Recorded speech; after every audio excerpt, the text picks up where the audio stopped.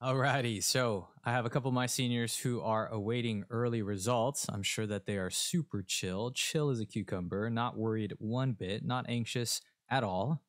I was creating a PowerPoint because I had one last year and I wanted to update for this year. I'm about a day or two behind because usually the results will come out on the 15th. And then I realized, wait a minute, I can just go online and just see what kind of information is out there and hopefully provide a good service of seeing whether the information that comes up on Google is worth taking a look at. Thankfully, there's a company called Ivywise.com. I'm not affiliated with them in any way. I just was browsing the internet, pretending I was a concerned student or a mother or father, and realized that they have really good information out there for free. So I love to support things like that. Please, the link of these are going to be down below. First link, as you see right here, are the early decision notification dates. So whether you applied restrictive early action or I think any kind of early, I think most of these are going to come out because some of these are early actions as well, I think, not just early decisions. I guess they mean to say the early results will come out. I know for a fact that Brown typically comes around the Thursday, and typically it's December 15th for most schools. So yeah, here you go.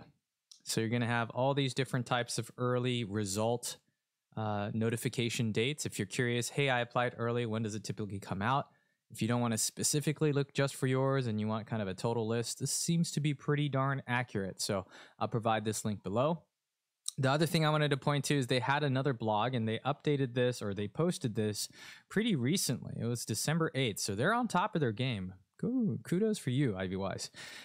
They had some information about what to do when you get your results, and I figured we might as well go through it together and see if I can add anything or if I think that they have everything all dotted and crossed. So here we go. If you applied early, typically November 1st, but there's often sometimes early October 15th, sometimes there's a delay. Your results will come around now. It'll come around December 15th.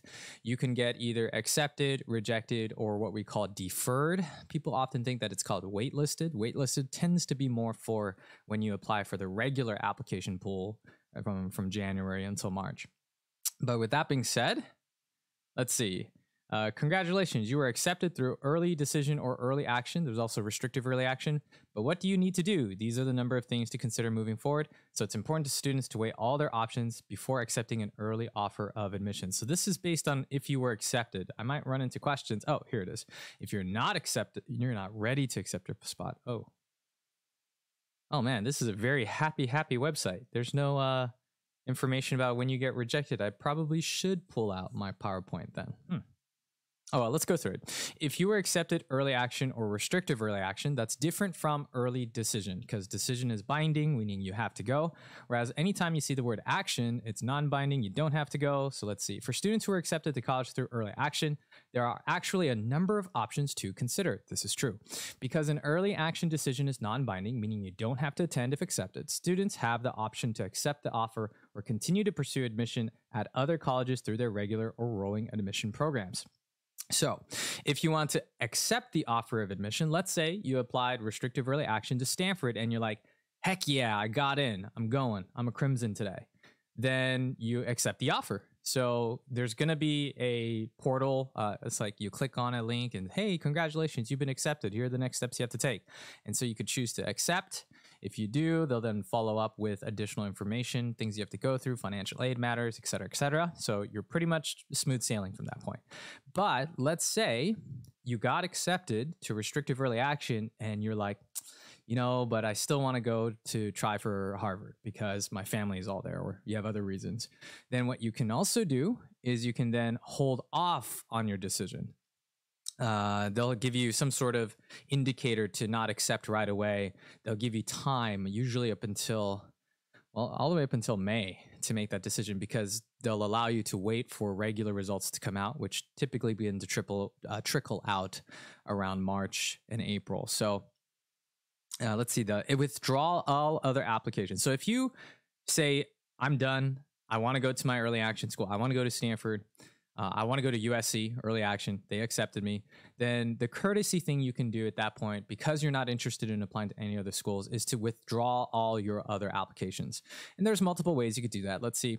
If you accept the offer of admission, you will need to withdraw your other applications. How do you do this? We advise students to email the colleges, either the main admission office email or admissions representative for their area, and include their full name, high school, and reason for withdrawing. Students can also call the admission office, but an email will give students a record of their request to withdraw.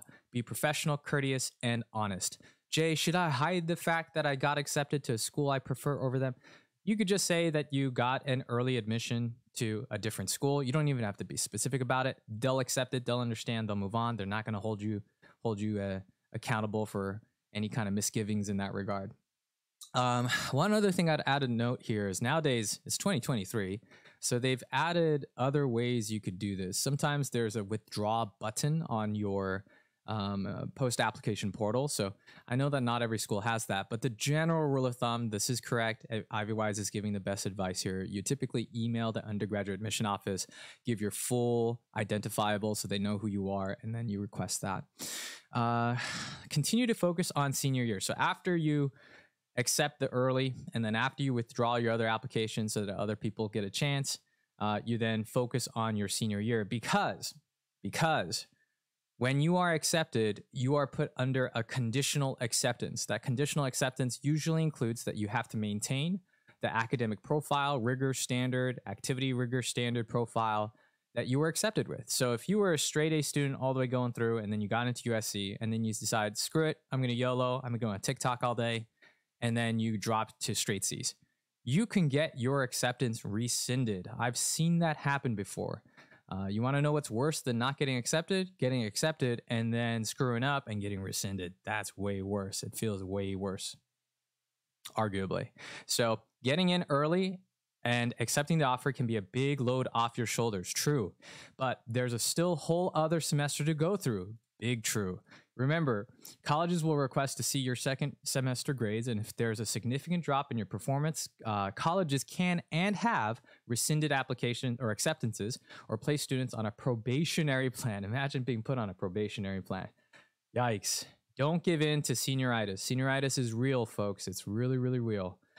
If you're not ready to accept your spot, so let's say you got accepted to USC early action or Stanford restrictive early action, and as I mentioned earlier, you still are gunning for other schools, okay? All right, let's see what they say. Hold off on giving the college your decision. You don't have to respond to the offer just yet, so take the time to think about it. Consider your college goals and what's going to be the best decision for you. Should you pursue other colleges that you'd be just as happy to attend? Or should you pursue other colleges that you'd be just as happy to attend? Are you having second thoughts? Discuss your feelings with your family and your college counselor and come up with a plan moving forward. Okay. Continue to work on your ED2, EA2, and regular decision applications. With regular decision deadlines of January 1st, you'll need to make sure all your other applications are done and ready to go. Be sure the remaining schools on your college list are a good mix of reach, target, and likely institutions. Interesting. I'd probably give a little caveat to that. Oof. Complete all of your applications ahead of the deadline and seek help from your school-based counselor or independent consultant if you need additional guidance as you complete your remaining applications. So the reason why I hesitated there is it's not that big a deal. They're right for the most part. I think I'd just add clarification to it, which is, let's say you got accepted to USC early action. Generally speaking, I can't see why otherwise not, unless it's for financial aid matters or something of that nature. When you decide, hey, I still want to apply, basically you look at USC and then you look at the rest of your colleges on your list and say, which of the colleges that are on my list for regular would I not go to? I'd rather just go to USC instead. So by thinking about it that way, you end up just cutting a bunch of schools from your list. So while you originally had the plan of applying to, let's say, 15 to 18 colleges, because you got into USC, you can cut off, let's say, the bottom half of your list of schools, because at least now you've locked in USC. So those students, in my experience, tend to go from like 15 to 18 schools to just applying to like 5 or 6 schools. So schools that they would rather go to over USC. And so that's the thought process you should be going through. Hey, I got into these earlies. I'm not going to commit to it yet because there's a couple of other schools on like the higher end of my list I'd be glad to go to over my accepted early. And then anything below that you tend to cut. Again, the exception to that would be because perhaps you have financial aid reasons, you have geo proximity, locational reasons, family reasons, etc. But that's the most case. If you were accepted early decision, so decision is very different from action. You remember it was binding. Let's see what they say. If you were accepted to college through early decision, it's important to remember that the decision is binding. You signed an agreement that you will attend if accepted. So here's what to do next. Withdraw all other applications. Because yeah, you applied early decision. You signed the agreement that if you get accepted, you would give up everything else and go. Since the decision is binding, you will need to withdraw any other regular decision applications you may have submitted. You will do this the same way explained above, informing them that you were accepted early decision to a binding program and will be attending that school. Again, you don't have to even clarify any of that. You could literally just say, I'd like to withdraw my application because I've been accepted to another institution. Thank you for the opportunity, and I wish you all the best. That's literally all you got to write. You don't have to put in any specifics. You can also call the admission office, but an email will provide a record of your request to withdraw. Yeah.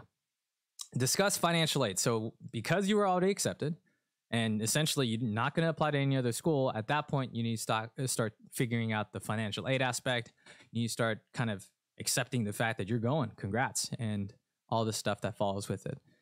For many students, an early decision acceptance can come with some unfavorable news, like not enough financial aid. Oof, that is so true. If that is the case, contact the financial aid office to see if you can negotiate a better financial aid package. I've heard this in the industry a lot. And in fact, I've often like just de facto recommended to look into this from a lot of my students in this case, which is you're not going to typically get the best financial aid package, especially if you're an early decision student. And so it's almost like a routine that if you get accepted early decision and you requested financial aid, that the first thing you should immediately do is contact the financial aid office and ask for more money. If you're unable to secure a better financial aid award and the cost is still too much of a burden, you might have a case for release from your early decision agreement. So this is very, very key. Jay, I applied early decision, but I'm not getting enough money. Our circumstances have changed. My parents lost their jobs. They lost their business, et cetera, et cetera. And it's going to be extremely burdensome for us to commit and go, even though we signed the agreement. It's only in those cases that I've seen students successfully appeal and revoke their, remove themselves from the binding agreement without any penalty. Make sure to consult with your college counselor before making such a big decision. True. No matter what, don't forget to focus on your grades. Remember, regardless of what round you were accepted to on college under, the admission office will still receive your final transcript. If your grades take a significant dip, the college can easily rescind their offer of admissions. This is so true. So if you applied early and then your grades dip, then they can rescind because of conditional acceptance.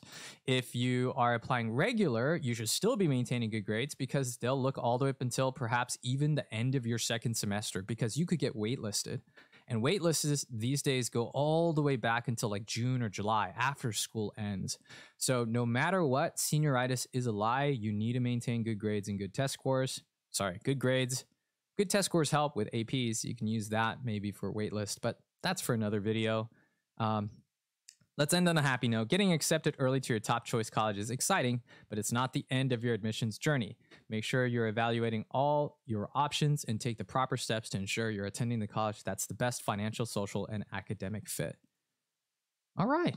And I'm going to have to give them a shout out because I literally just wrote on their blog. If you need help finishing your regular decision applications or some guidance of your admission option, contact us today. And then here's Ivywise for you. You know, I'm going to give them props. This is really well written. It's probably the best link I found when I was perusing the internet over the last 10 minutes or so. And yeah, I think they were spot on. So hopefully this was helpful. Until the next video.